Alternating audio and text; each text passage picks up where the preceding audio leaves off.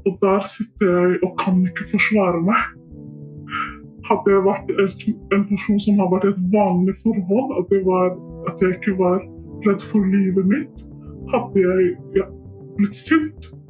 Og jeg angrer jo på nå at jeg ikke ba om sånn separat megling, for det var veldig nedbrytende, og egentlig jeg opplevde det nesten som ny vold da.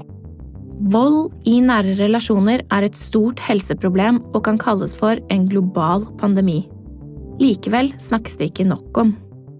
I denne podcasten vil jeg fortelle historier om partnervold gjennom 8 anonymiserte menneskers erfaringer. Jeg har selv jobbet med denne tematikken i mange år gjennom å undersøke min egen familiehistorie og gjennom mitt arbeid som journalist. Og det er viktig for meg at vi vet hva vi snakker om når vi snakker om vold. Hva som er vold, hvor vanlig volden er, hvor lenge den sitter i, og at det er mange der ute som vil hjelpe. Dette er en podcast om vold og overlevelse. Mitt navn er Madeleine Schultz. En kort advarsel. Noen av beskrivelsene kan være vanskelig å lytte til.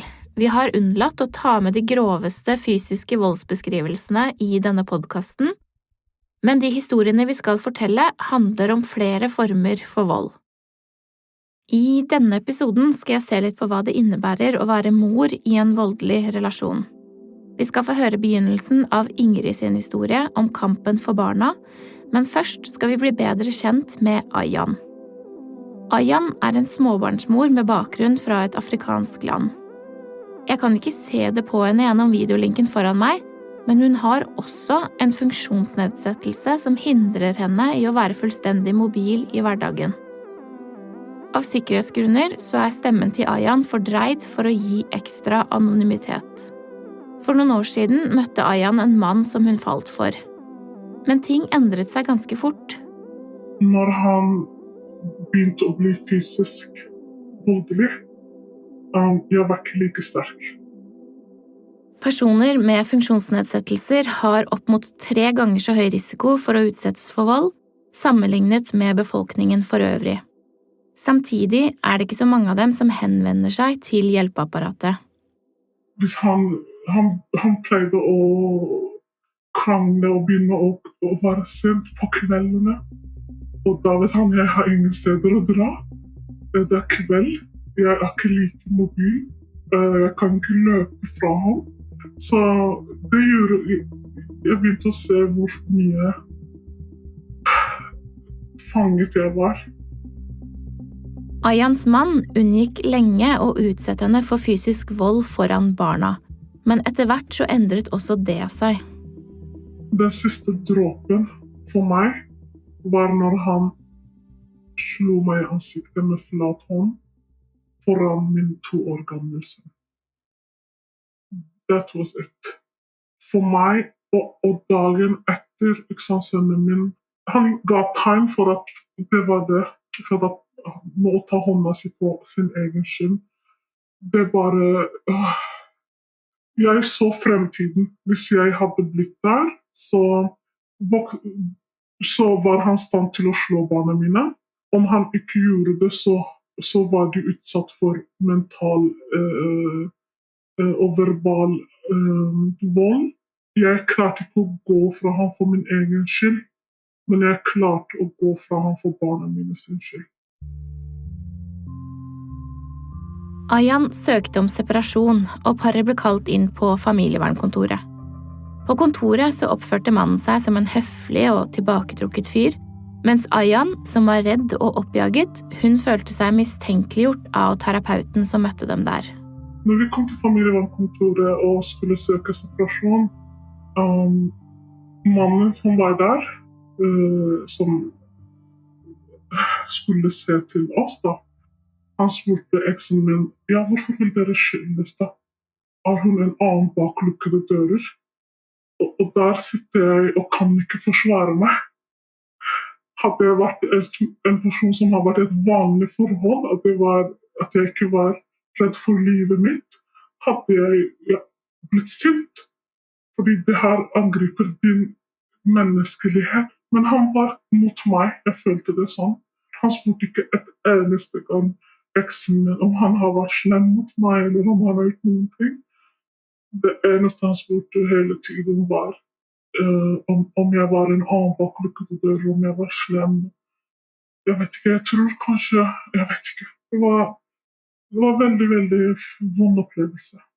Og om jeg vet ikke, jeg hadde ikke turt å si noen ting, egentlig. Jeg ville bare gjøre alt eksen min sa, og jeg ville komme meg unna han på en måte som ikke vekker mistanke. For han har truet meg mange ganger, og jeg tviler ikke på at han er i stand til å fullføre truslene hans. Så jeg forstod da etter hvert at eksen min følte at jeg skulle vært takknemlig at jeg hadde han i livet mitt. I og med at jeg har nedsatt funksjon. Og derfor skulle jeg være takknemlig ifølge til ham at han er i livet mitt. At jeg hadde en kjekk kar som var min mann da. Det gjorde noe med meg. Jeg begynte å tenke, oi, er det sånn andre også føler om meg? Jeg fikk høre mye om at hvor heldig jeg var som har fått han som stille. Men jeg tenkte generelt at folk så det som jeg var tiltrykket av ham for, at han var en stille kar og veldig intelligent.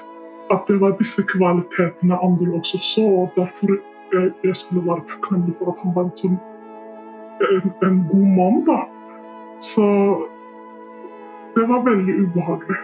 Og det gjorde noe med min selvtillit. Og jeg måtte bruke en del år til å bygge meg selv opp og se meg selv som et verdifull menneske. Ayan fikk full omsorg for barna sine. Men mistilliten som hun ble møtt med på familievernkontoret, den sitter fortsatt i henne. Daglig leder ved krisesenteret i Salten og omegn, Vanja Sæther, har også erfaring med at voldsutsatte mødre har blitt tatt dårlig imot av systemet. Den tilliten man har til disse mødrene sine virkelighetsbeskrivelser er urovekkende lav der ute i hjelpeapparatet, og det tenker jeg både fra politiets side, fra barnevernets side og fra familievernets side. Det er veldig ofte at saker som vi melder inn som bekymring på familievold til barnevernet, ganske raskt blir omkodet til å være en type foreldretvist. Og det er ganske skummelt, fordi at når vi har en foreldretvist, som før i gamle dager ble kalt for barnefordelingssaker, da anser man jo partene å være likeverdige. Man stiller like krav til dem. Og man sier kanskje at nå må dere være voksne foreldre, og lære dere å samarbeide og lære dere å bli enige. Problemet er at i en familievoldssak så er det jo alltid sånn at den ene parten er underordnet en overmakt. Og så blir de pålagt å gå til familievernkontoret, kanskje 5 eller 10 ganger, og så sier mekleren på familievernkontoret at dette er et fantastisk par å jobbe med, for de er jo så flinke å samarbeide, og de er så flinke til å bli enige. Men faktum er at denne mammaen, når hun går ned til familievernkontoret, så kaster hun opp 4 ganger, for hun er så redd. Og når hun kommer helt utmattet inn på familievernkontoret, så sitter hun der og tør ikke si noen ting. Hun sier bare, ja, nei, men det er greit, jeg er enig. Og hun får ingen støtte, hun finner ingen støtte i systemet. Så det tenker jeg er en stor utfordring i disse sakene. Også forskerne ser disse tendensene. I sitt arbeid så har Margunn Bjørnholt også sett spesielt på de voldsutsatte mødrene. I den forskningen som jeg holder på med nå, så har jeg hatt et oppdrag om, og har for så vidt fortsatt et oppdrag om å undersøke hvordan og hvorvidt vold er et fenomen som rammer kvinner mer enn menn. Det har jeg gjort på flere måter, så jeg har dels gjort 3 analyser sammen med kolleger av omfangstall for å se hvordan de tallene man har for omfanget av vold i den generelle befolkningen, hvordan de kan både skjule og tydeliggjøre kjønnsforskjeller i utsatthet. Og så har jeg gjort kvalitative studier av personer som har vært utsatt for vold. Og i de kvalitative studiene så kommer det veldig tydelig fram at det er noen typer vold og noen situasjoner for voldsutsatte som er veldig viktige for å forstå at volden ikke er likestilt. Og blant annet så gjelder det da den situasjonen som mødre som har opplevd vold havner i Norge i dag. De kommer i en veldig vanskelig situasjon, fordi at man kommer ikke løs, man kommer ikke fri, fordi man skal fortsette å samarbeide om barna. Det skal alle foreldre i Norge i dag. Den mistilliten som en del mødre også blir møtt med i systemet, mener Bjørnholt er en form for systemsvikt. Den manglende troen på at en bekymret mor har grunn til å være bekymret, det tenker jeg er en form for systemsvikt. For Ingrid så ble veien ut av volden også en lang kamp om og for sine barn. Jeg møter henne en vinterkveld i et kontorlokale i Oslo sentrum, og Ingrid kommer bærende på en koffert full av dokumenter over saker som hun har vært gjennom før hun fikk full omsorgsrett over sine barn. Det er tydelig at årene i en voldelig relasjon har preget henne. Hele tiden mens vi prater, klemmer Ingrid på en stressball som hun holder i hånda. Hun forteller om dagen hun forsto at hun måtte komme seg vekk. Av sikkerhetsgrunner så er stemmen til Ingrid fordreid for å gi ekstra anonymitet. Jeg tror også det at det skjedde med en såpass alvorlig eller veldig fysisk utbrudd fra han, at barna var hjemme. Det forsterket følelsen min av frykt, og at jeg skjønte at nå måtte jeg komme meg ut. Da var jeg var redd, og jeg var redd for barna, og jeg var også redd for å bryte ut og gå, fordi hvis han da skulle ha samvær med barna, og jeg ikke var der, hvordan ville han være mot barna? Hvordan skulle det samarbeidet bli? Hvem skulle liksom være der og ta av eller passe på barna da, hvis han ble rasende for at det var rot i skoene i gangen, eller at det ble sølt noe mat på bordet, eller at det var noe som irriterte han da. Hvem skulle passe på barna hvis han ble sint og jeg ikke var der?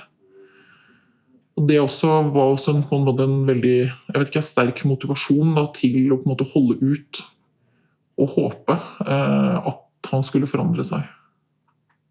For at ikke barna skulle være alene med han da. Ingrid innså at hun måtte komme seg vekk, og akkurat som med Ayan så måtte hun og mannen til mekling på familievernkontoret. Det første man må gjøre da, når det kommer til et brudd, er jo at man må på en sånn megling, som det heter, på familievernkontoret. Og der hadde vi jo vært tidligere for å på en måte få hjelp med det som skjedde, eller det blir feil å si det som skjedde mellom oss, men det ble jo vanskelig mellom oss fordi han var aggressiv og utøvde vold mot meg.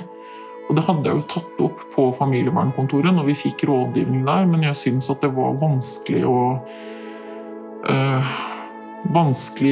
det virket som om det var vanskelig for de familieterapeutene å kanskje ta det på alvor da. At de kanskje ikke så den maktforhold eller styrkebalansen mellom han og meg. Og jeg angrer på nå at jeg ikke ba om sånn separat megling, for det var veldig nedbrytende, og egentlig jeg opplevde nesten som ny vold da.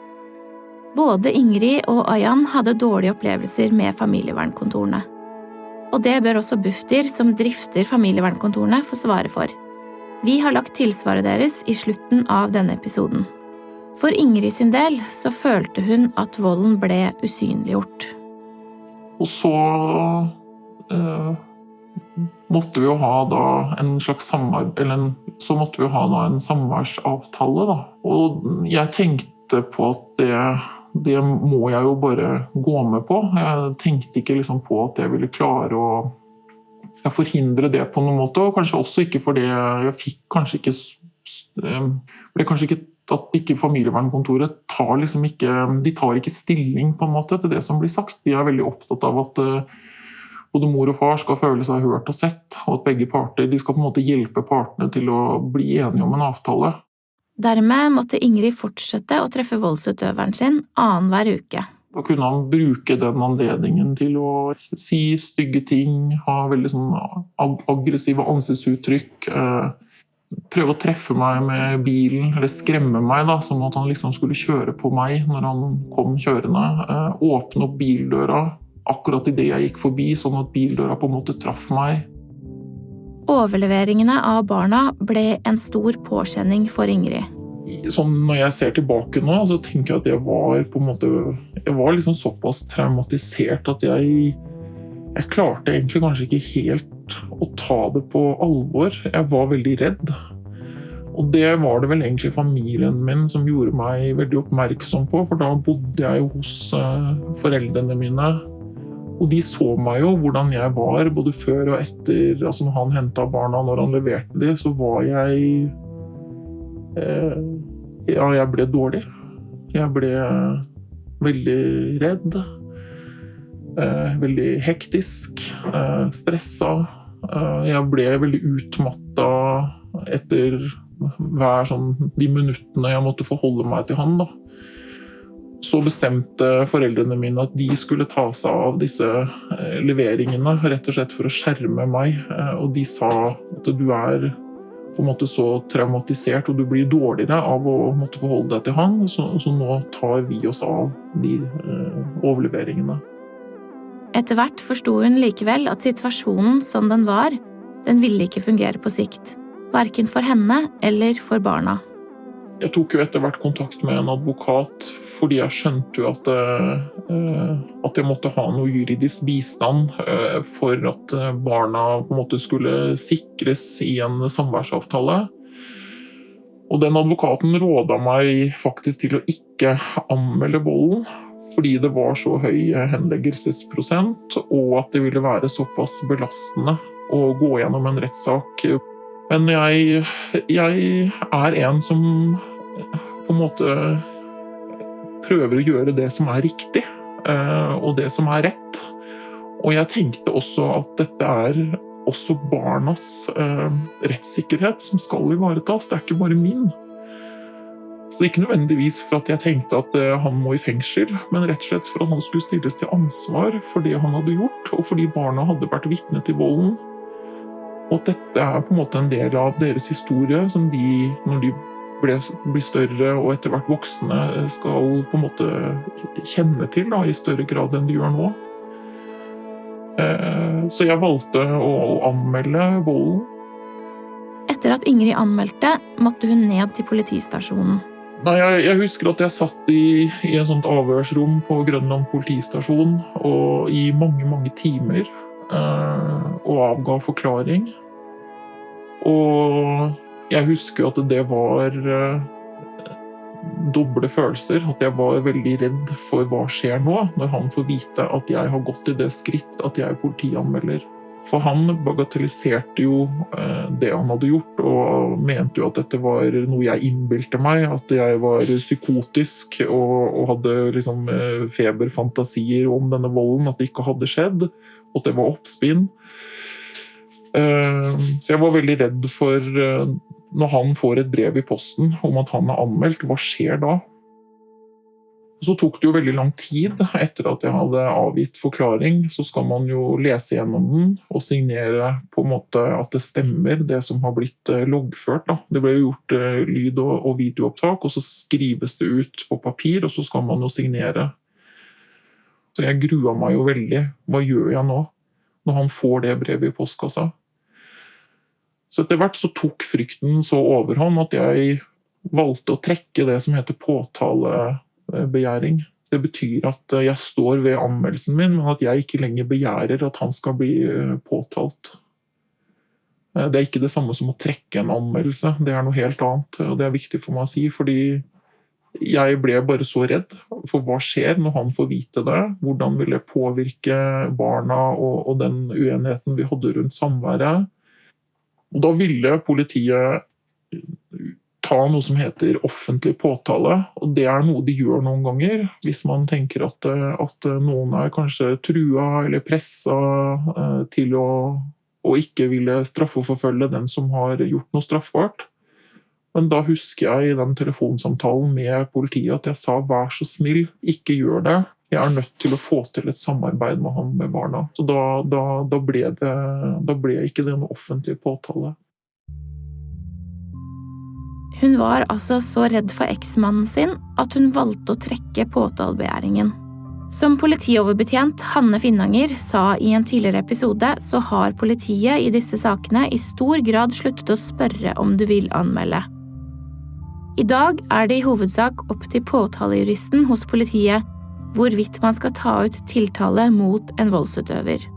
Men selv når det blir tatt ut tiltale, så det ofte langt igjen til en eventuell straff. For henleggelsesraten på vold i nære relasjoner, den ganske høy. I en gjennomgang som SSB gjorde av saker mellom 2010 og 2017, så kommer det frem at 55% av alle anmeldelser av mishandling i nære relasjoner, de blir henlagt på grunn av manglende bevis. Og det flere årsaker til det, mener Finnanger. Det spørs jo hva du sammenligner med, men den jo høyere enn for eksempel type vinnings-, bedrageri-, tyverisaker. Men det handler jo i mange tilfeller om at dette jo volden som skjer litt i det skjulte, sant? Det mye skam, det mennesker som både glad i hverandre, men som også tidvis hater hverandre. Det ikke et like enkelt bilde å etterforske, og det ikke like rett fram å kjøre de i retten heller. Og disse sakene tar ofte ganske lang tid å etterforske, og man dessverre vil jeg egentlig si, fortsatt ganske avhengig av den voldsutsatte forklaring, og evne og vilje til å klare å stå i det. Så det mange utfordringer da, med å etterforske sånne saker. Og det å klare å da bevise at det et regime av vold, det jo det vi gjør i forhold til den straffeparagrafen vi har som heter 282. Da skal det også bevises selvfølgelig, som i alle andre saker. I Ayans tilfelle ble det ikke til noe møte med rettssystemet. Heller ikke Ingrid fikk noe rettssak om den volden som hun opplevde, men hun måtte gjennom rettssystemet etter hvert likevel. I neste episode skal vi få høre hvordan det gikk når Ingrid kom til domstolen og måtte kjempe for omsorgsretten for barna sine. Og så skal vi få høre fra Yvonne Fondenes, nyhetsanker i TV 2, som selv vokste opp med en far som var voldelig mot mor. På grunn av kritikken som blir rettet mot familievernkontorene i denne episoden, har vi innhentet et tilsvar fra avdelingsdirektør Tove Brusgaard i Bufdir. De sier: Det et mål at alle terapeuter i familievernet skal ha god kunnskap og forståelse for vold som fenomen, kompetanse i hvordan å spørre frem volden, og vite hva de skal gjøre når volden avdekket. De skal også ha god beredskap og kunnskap om å vurdere risiko, og ha etablerte rutiner for sikkerhetsarbeid. Det etablert et spisskompetansemiljø for vold og høykonflikt i familievernet, med et nasjonalt ansvar for å ivareta både grunnkompetanse og spesialkompetanse om vold hos terapeutene i familievernet. Spisskompetansemiljøet jobber også i 2022 for å øke terapeutenes kompetanse. Du utsatt for, eller kjenner du noen som utsatt for vold i nære relasjoner? Sjekk ut dinutvei.no, ring ditt kommunale krisesenter eller VO-linjen på 116 006. Denne podcasten produsert eksklusivt av FILT for Psykologisk Institutt ved Universitetet i Oslo og av Norske Kvinners Sanitetsforening. Research, manus og klipp ved meg, Madeleine Schultz. Produsent Anne-Gerd Grimsby Haarr, og koprodusent Ida Palin Bostadløkken. Prosjektledere hos UiO Joyce Antonia Oyokoyo og Beate Seibt, som også ansvarlig utgiver. Takk til alle kilder som har delt sine historier og fagpersoner for å bidra med sin kunnskap. Podcasten støttet av Stiftelsen Dam.